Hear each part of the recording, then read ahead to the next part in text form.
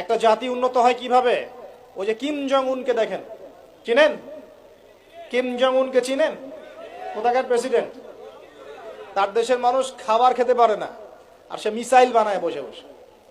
আর America পশ্চিমা থেকে ভয় দেখায়, ভয় দেখায় না? দেখেছেন?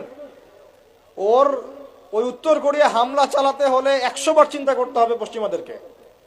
হ্যাঁ, কারণ সে 8-10টা মুসলিম কান্ট্রির মতো না, যাদের কাছে এরকম কোনো অস্ত্র নাই। কথা বুঝতে পারছেন? ওকে অত সহজে কিন্তু কেউ আক্রমণ করবে না। তারপরেও আবার চায়নার সাথে ওর বন্ধুত্ব আছে, রাশিয়ার সাথে ওর বন্ধুত্ব আছে, ঠিক আছে? এর একটা অ্যালায়েন্স, এটাকে জিও পলিটিক্যাল ভাষায় ওদের অ্যালায়েন্স বলে। তো ওরা শক্তিশালী হলো কিভাবে?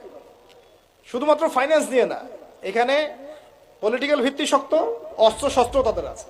এখন বহির্বিশ্বের শত্রুরা ওদের দিকে চোখ তুলতে পারছে না, এত সহজ না। তো দেখেন আমাদের পিছিয়ে পড়ার এগুলো কারণ আছে। মুসলিম কান্ট্রিগুলোর দিকে তাকায় দেখেন, কয়টা মুসলিম কান্ট্রি এইসব ক্ষেত্রে স্বয়ংসম্পূর্ণ? কয়টা কান্ট্রি দেখবেন আপনি? হ্যাঁ, বিশ্বকাপ আয়োজন করে বেড়াচ্ছে, বিশ্বকাপ ফুটবল আয়োজন করে বেড়াচ্ছে, পাশে ইয়েমেন সিরিয়ার মানুষ খেয়ে না খেয়ে মরে যায়, দেখার সুযোগ নাই। কি করছে? ওইখানে বেস ক্যাম্প দিয়ে রেখেছে পশ্চিমাদের জন্য, ওখানে বেস ক্যাম্প ঘাঁটি দিয়ে রেখেছে পশ্চিমাদের জন্য। এবং বহু মুসলিম কান্ট্রি যারা মানে আমাদের কাছে এখন আইডল হয়ে বসে আছে, তারা উঠতে বললে ওঠে, তারা বসতে বললে বসে, ওদের ইশারায় কাজ করে কিনা? জিও পলিটিক্যাল ভিত্তি দুর্বল, ইকোনমিক ভিত্তি দুর্বল, ফাইন্যান্স দুর্বল, আর আমরা আধ্যাত্মিকত্ব তো দুর্বলই। তো সব মিলিয়ে এই যে 100 বছরে আমরা পিছিয়ে পড়লাম, এখানে 100টা কারণ খুঁজে বের করা যাবে, এত কারণ বলার সময় নেই। এখন প্রসঙ্গে আসেন, এভাবেই কি চলতে থাকবে না উত্তরণের কোনো পথ আছে? আমরা কি চাই যে আমরা সে আবার ওই ইসলামের সোনালী যুগে ফিরতে পারি? না, গলায় তো সাউন্ড নাই। আমরা তো মনে হয় চাই না যে আবার ইসলাম ফিরে আসুক পরিপূর্ণরূপে।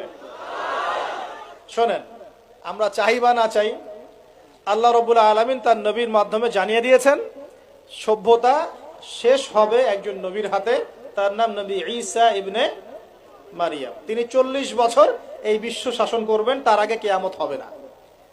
এই যে আলামাতুস সাআ নিয়ে অনেক কথা আমি বলেছি, এটাও শুনে রাখেন, কিয়ামত হবে না ইনশাআল্লাহ ততদিন পর্যন্ত যতদিন পর্যন্ত নবী ঈসা ইবনে মারিয়াম আবার না আসছেন এবং 40 বছর বিশ্ব শাসন না করছেন।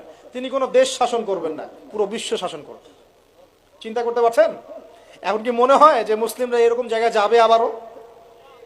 আসলে কিন্তু বাইরের চোখ দিয়ে মনে হয় না, কিন্তু সত্যি কথা কি, ইতিহাস এভাবেই টার্ন করবে। কিভাবে করবে, কার মাধ্যমে করবে, আল্লাহ পাক জানেন, আমরা জানি না।